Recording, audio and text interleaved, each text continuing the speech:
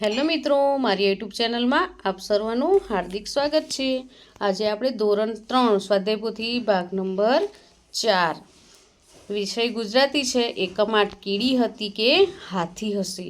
આ એકમનું આજે આપણે સંપૂર્ણ સોલ્યુશન જોવાના છીએ। અહીં પ્રશ્ન 1 છે, ગીતમાં કોની કોની સાથે દોસ્તી છે તે શોધીને ખાનામાં લખો।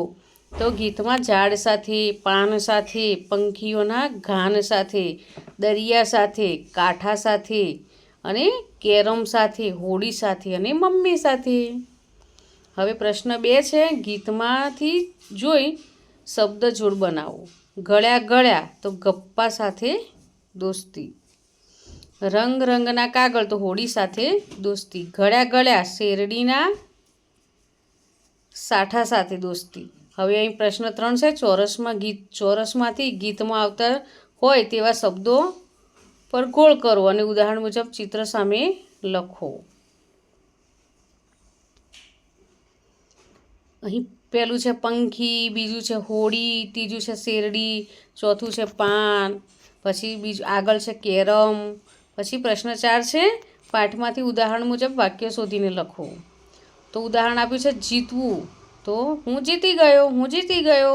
હારવું, એકવાર ચંદુ હાર્યો, એકવાર ટીકુ હારી। પછી 2 કંટાળવું, વાતોના તડાકા મારી એક દિવસ કંટાળ્યા।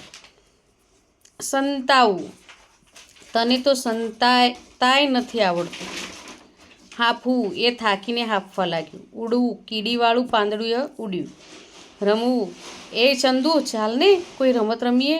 હસવું, જે સૌથી મોટું ઝાડ પાડી આપે તે જીતે, હા હા હા હા હા હા। પ્રશ્ન 5 છે, વાર્તાના આધારે કોણ કરી શકે તે લખો। તો ઉદાહરણ હાથી તો કુસ્તી કરવી, પછી કીડી તો ઝાડ પર ચડવું, દર રમવું, પાંદડા નીચે સંતાવવું, નાના દરમાં પાણી ઘૂસી શકવું। હાથી મોટા ઝાડ પાડવા, ઝાડ રમવું, જોરથી પવન છોડવો, મોટા ગોળ પથ્થરો વચ્ચે સંતાઈ જવું। હવે અહીં પ્રશ્ન 6 છે, ચિત્ર જોડ બનાવો અને તેના વિશે વાક્યો લખો। તો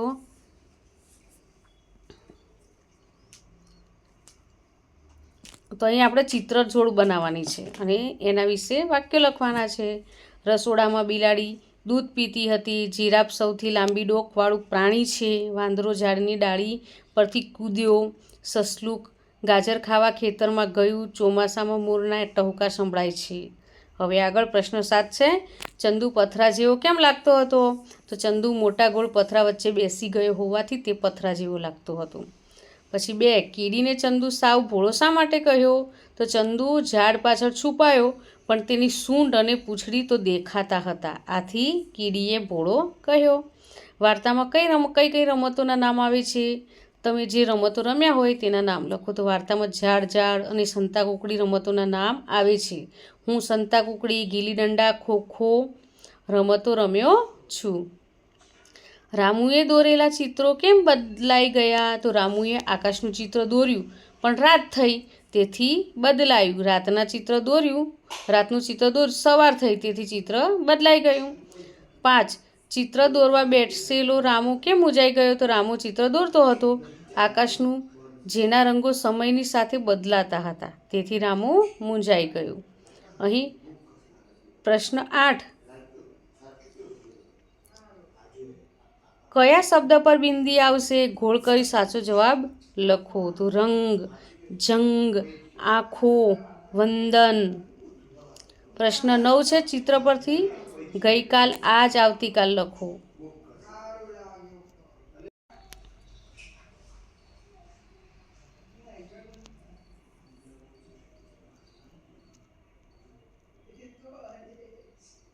હવે પ્રશ્ન 10 છે, વાર્તા વાંચી લીટી કરેલા શબ્દો જેવા બીજા શબ્દો કૌંસમાંથી શોધીને લખો। આથમણેથી તો પશ્ચિમ, ઘોડો તો અશ્વ, કૂતરો તો શ્વાન, જાતે જ તો સ્વ, ધોળા તો શ્વેત, આઝાદ સ્વતંત્ર, મરજી ઈચ્છા, ભરોસો તો વિશ્વાસ, ચોખ્ખું તો સ્વચ્છ, સવાલ તો પ્રશ્ન, સગા તો સ્વજન, વન તો જંગલ।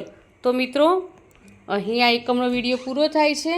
જો તમને આ વિડીયો ગમ્યો હોય તો લાઈક શેર અને સબસ્ક્રાઈબ ચોક્કસથી કરજો અને હા જેને જરૂર હોય તેને શેર પણ કરજો બાય.